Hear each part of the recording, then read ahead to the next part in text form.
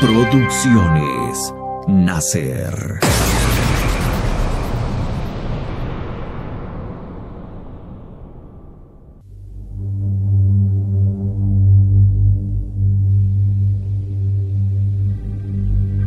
Solo de mala gana volvieron a la realidad los pensamientos de Bastian.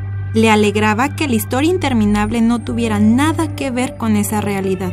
No le gustaban los libros en que con mal humor y de forma avinagrada se contaban acontecimientos totalmente corrientes de la vida totalmente corriente de las personas totalmente corrientes. De eso había ya bastante en la realidad. ¿Y por qué había que leer además sobre ello? Por otra parte, le daba 100 coraje cuando se daba cuenta de lo que querían convencer de algo. Y en esa clase de libros, más o menos claramente, siempre lo querían convencer a uno de algo. Bastian prefería los libros apasionantes o divertidos, o que hacían soñar. Libros en los que los personajes inventados vivían aventuras fabulosas y los que uno podía imaginárselo todo, porque eso sabía hacerlo. Quizá fuera lo único que realmente sabía hacer, imaginarse algo tan claramente que casi podía verlo y oírlo. Cuando se contaba a sí mismo sus historias, a menudo olvidaba todo lo que le rodeaba y se despertaba solo al final, como un sueño, y que aquel libro era exactamente de la misma clase que sus propias historias. Al leerlo, no solo había oído el rechinar de los gruesos troncos y el rugido del viento de las copas de los árboles, sino también las distintas voces de los 4 extraños mensajeros, y hasta se había imaginado percibir el olor del musgo y del suelo del bosque. Abajo, en la clase, comenzaría pronto la hora de ciencias, que consistía principalmente en contar pistilos y estambres a las flores. Bastian se alegró de estar en su escondite y poder leer. Era exactamente el libro apropiado para él, pensó exactamente el apropiado. Una semana más tarde, Busul, el pequeño silfo nocturno, llegó a la meta el primero, o más bien, estaba convencido de ser el primero, porque había llegado por los aires. Era la hora de la puesta del sol, y las nubes del cielo de la tarde parecían de oro líquido, cuando se dio cuenta de que su murciélago pasaba ya sobre el laberinto.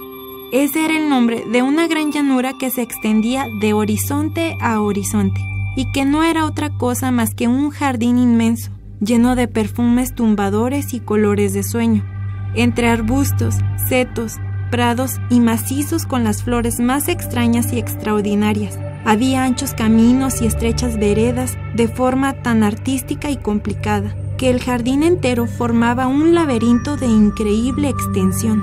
Naturalmente, aquel laberinto se había construido para jugar y divertirse, y no para poner seriamente en peligro a nadie ni para defenderse contra ningún atacante. Para ello, no hubiera servido y tampoco la emperatriz infantil necesitaba esa protección. En todo el reino sin fronteras de fantasía no había nadie de quien tuviera que guardarse. Eso se debía a algo que pronto sabremos.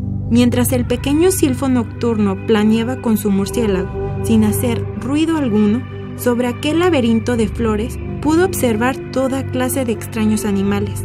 En un pequeño claro, entre lilas y lluvias de oro, jugaba una manada de jóvenes unicornios al sol crepuscular. Y una vez hasta le pareció haber visto, bajo una gigantesca flor azul, a una famosa ave fénix en su nido. Pero no estaba totalmente seguro y tampoco quiso volver para comprobarlo, al fin de no perder tiempo, porque ahora aparecía ya ante él, en medio del laberinto y reluciendo en forma maravillosa, la Torre de Marfil, el corazón de fantasía y la residencia de la emperatriz infantil. La palabra torre podría dar quizá a alguien que no haya visto nunca el lugar una falsa impresión como si se tratase de una torre de una iglesia o de un castillo. La Torre de Marfil era tan grande como una ciudad. Desde lejos parecía un picacho alto y puntiagudo, retorcido sobre sí mismo como una concha de caracol, y cuyo punto más alto llegaba a las nubes. Solo al acercarse se veía que aquel inmenso pilón de azúcar se componía de innumerables torres, torreones, cúpulas, tejados, miradores, terrazas, arcos, escaleras y balcones que se entrecruzaban y enlazaban.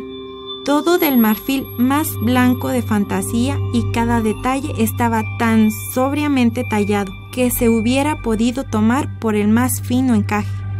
En todos aquellos edificios vivía la corte que rodeaba a la emperatriz infantil: tesoreros y sirvientas, sabias y astrólogos, magos y bufones, mensajeros, cocineros y acróbatas, gimnastas y narradores de historias, heraldos, jardineros, guardianes, sastres, zapateros y alquimistas.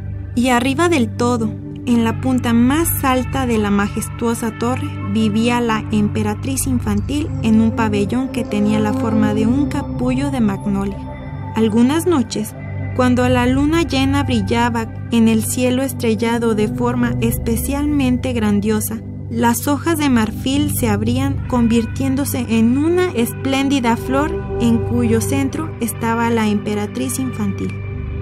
El pequeño silfo nocturno aterrizó con su murciélago en una de las terrazas bajas, donde estaban las caballerías.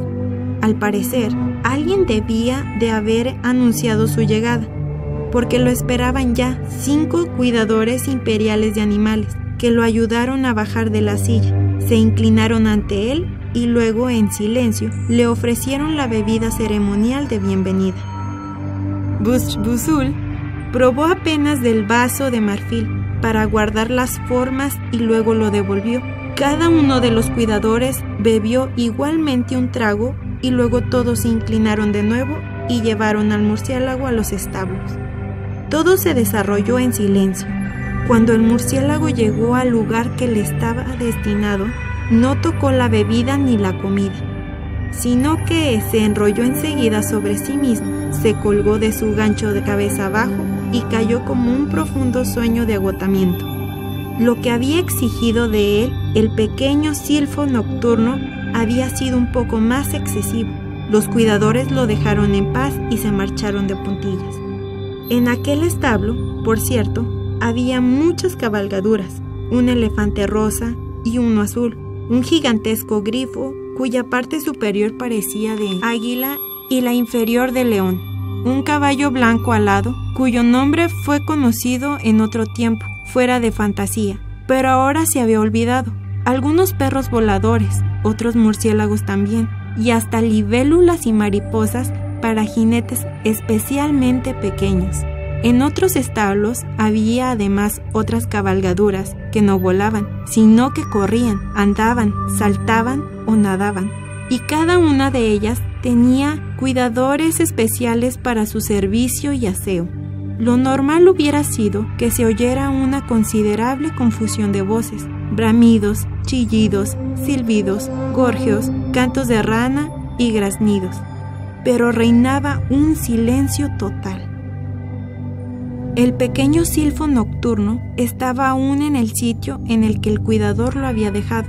De repente se sintió abatido y desanimado, sin saber muy bien por qué, pero también él estaba agotado por el larguísimo viaje, y ni siquiera el hecho de haber sido el primero lo animaba.